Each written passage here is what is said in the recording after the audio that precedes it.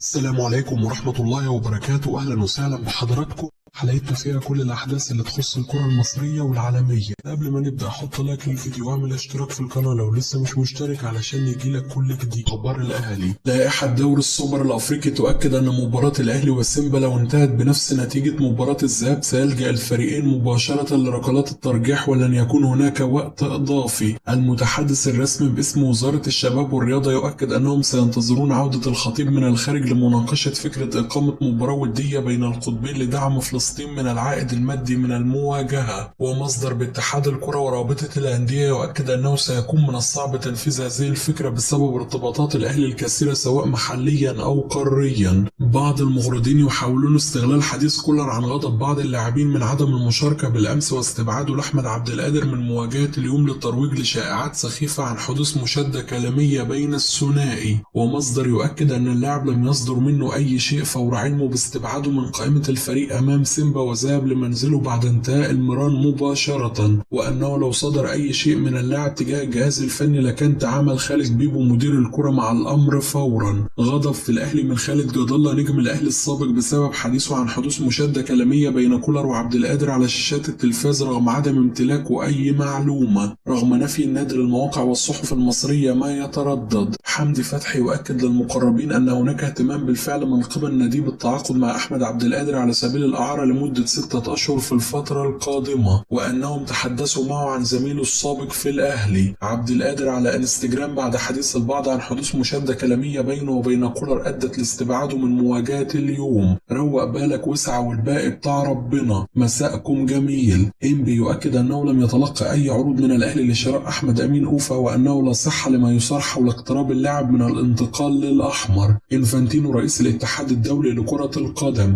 النادي الأهلي نادي كبير جدا في مصر وأفريقيا وتأهل لكأس العالم للأندية عدة مرات ولديهم تقاليد رائعة ولاعبين عظماء، ودائما ما أستمتع بمشاهدة الأهلي لأنه يلعب كرة قدم رائعة. مصر بلد رائع وهي بلد عظيمة في كرة القدم وقريبة إلى قلبي وقلوبنا جميعا. المتحدث الرسمي لنادي سيمبا التنزاني: مباراة اليوم شديدة الصعوبة فنحن نلعب أمام الأهلي الفريق الأول والأكبر في أفريقيا والذي يملك أكبر لاعبين في القارة ومن الصعب أن نواجه هؤلاء، لكن مهمتنا التي حضرنا من أجلها إلى القاهرة هي إقصاء الأهلي من البطولة والبعض يعتقد أنه مستحيل ولكننا سنحاول فعلها. نريد أن نكون مثل الأهلي ولكي نكون مثله علينا أن نفوز ونقصيه من البطولة. حققنا الفوز على الأهلي عدة مرات في دار السلام والوقت المناسب حان لكي نفوز عليه في القاهرة، ونعلم مدى صعوبة هذا اللقاء ونعرف أن الجماهير ستملأ الاستاد. الأهلي يمتلك فريق جيد جدا لكن علينا أن ندافع بشكل جيد لنوقف خطورة الأهلي ونهاجمه بشكل صحيح لكي نسجل أهداف، فعلينا أن نحرز أهداف لأن بدون أهداف فنحن خارج المسابقة. أليو ديانج وقاربهم الأفضل في الأهلي والشناوي دائما نخشى لأنه حارس جيد جدا، لكننا نجحنا في تسجيل هدفين في مرماه في المباراة الأولى. في عام 2023 5 فرق في العالم فقط استطاعوا أن يسجلوا هدفين في مرمى الأهلي والشناوي وهم ريال مدريد وبيراميدز وفلامينجو البرازيلي وصن داونز وسيمبا التنزاني، وهذا معناه أننا فريق قوي جدا في الخط الهجومي. طلعت يوسف محذرا الأهلي قبل مواجهة اليوم: مباراة سيمبا ليست سهلة على الأهلي فالفريق التنزاني فريق جيد ولديه سرعات وكانت واضحة في المباراة الأولى. مروان عطية منح فرصة لكوكا للتواجد أساسيا على حسابه، وكنت قلق من بداية مروان القوية مع الأهلي بسبب الكلام الزائد عنه. احنا دايما بننفخ البالونة بدري جدا. مارسيل كولر يتعامل بهدوء شديد وحازم مع أي قرار يتخذه في الأهلي. كولر لو شخصيته مش قوية كان ممكن يهتز داخل النادي الأهلي بالضغط الجماهيري، لكن إدارة الأهلي لها دور كبير جدا إنها تثبته وتؤكد أهمية دوره. هو شخصية مرنة وحازم في المواقف وقادر على اتخاذ القرارات الهامة وغضبه لا يظهر بشكل كبير. أتمنى أن يقدر فيتوريا على الحفاظ على الروح التي تواجدت في معسكر المنتخب الأخير في بطولة الأمم الإفريقية. المدرب يعمل بشكل جيد ووضع يده على كل الأمور في المنتخب وأتوقع أن يقدم نتائج جيدة في البطولة. محمد مجدي قفشة. سنخوض مباراة سيمبا التنزاني باحثين عن الفوز وحسم التأهل إلى الدور نصف النهائي لبطولة دوري السوبر الأفريقي. قدمنا مباراة قوية في جولة الذهاب ونجحنا في خلق العديد من الفرص وسجلنا هدفين، وهذه بطولة كبيرة يسعى الفريق إلى التتويج بها في نسختها الأولى، والفريق يخوض موسم صعب يشهد المنافسة على العديد من البطولات، وهو ما يتطلب من الجميع التحلي بالشخصية القوية وتقديم كل ما يمكن في الملعب من أجل حصد الألقاب وإسعاد الجماهير التي لا تتخلى عنا أبدا. مروان عطية: الأهلي جاهز لمواجهة سيمبا التنزاني واستعد جيدا للمباراة، وهناك حالة من التركيز الشديد من أجل تقديم عروض قوية وحسم التأهل إلى الدور نصف النهائي من البطولة. سيمبا فريق قوي ومنظم ونجح في الظهور بشكل مميز خلال مباراة الذهاب، وهو ما يجعل لقاء الإياب صعب، ولكن الفريق قادر على التعويض ومواصلة المنافسة على اللقب. تركيز اللاعبين منصب بالكامل على مباراة سيمبا دون النظر إلى أي مباريات قادمة، والفريق يعاني من ضغط شديد في المباريات التي قد يصل عددها إلى 65 مباراة هذا الموسم، وهو ما يجعل الجهاز الفني يقوم بالتدوير والجميع على قلب رجل واحد من أجل تحقيق الانتصارات والمنافسة بقوة على كل البطولات. عماد النحاس: الأهلي كان في مقدوره تحقيق نتيجة كبيرة على حساب فريق سيمبا التنزاني في لقاء الذهاب ببطولة دوري السوبر الأفريقي، وأعتقد أنه قادر على الفوز على فريق سيمبا في مباراة اليوم وحجز بطاقة التأهل للدور القادم. موديست لم يقدم الأداء المنتظر مع فريق الأهلي حتى الآن، ومن المفترض أن يصنع الفارق في خط هجوم الفريق الأحمر في الفترة القادمة، وأعتقد اللاعب الفرنسي يحتاج إلى مزيد من الوقت من أجل التألق مع النادي الأهلي في الفترة القادمة. عمرو الحديدي: غضب مارسيل كولر المدير الفني للأهلي في الأيام الماضية طبيعي للغاية بعدما أهدر اللاعبين العديد من الفرص على مدار اللقاء الأول أمام سيمبا، ولولا هدف كهربا لكان الفريق حاليا في وضع متأزم.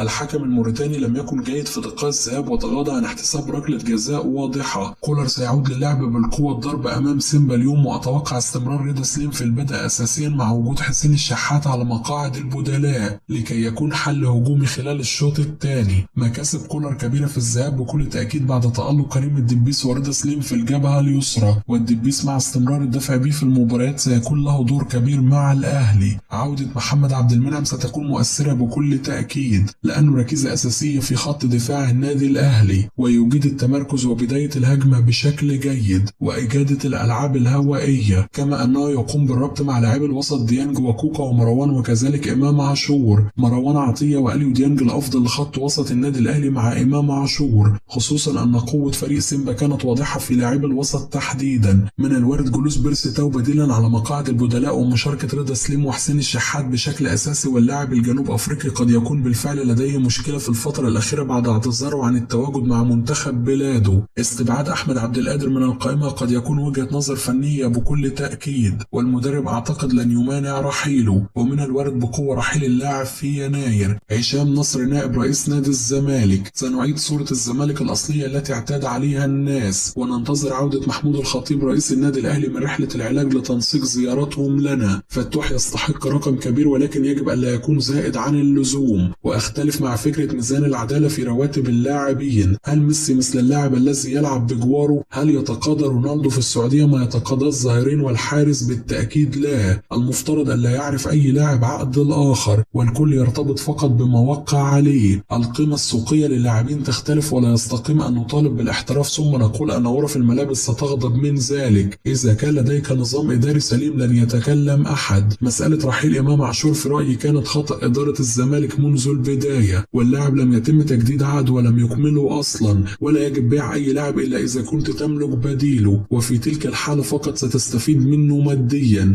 كده تكون انتهت أخبارنا، أشوفكم على خير في حلقة جديدة.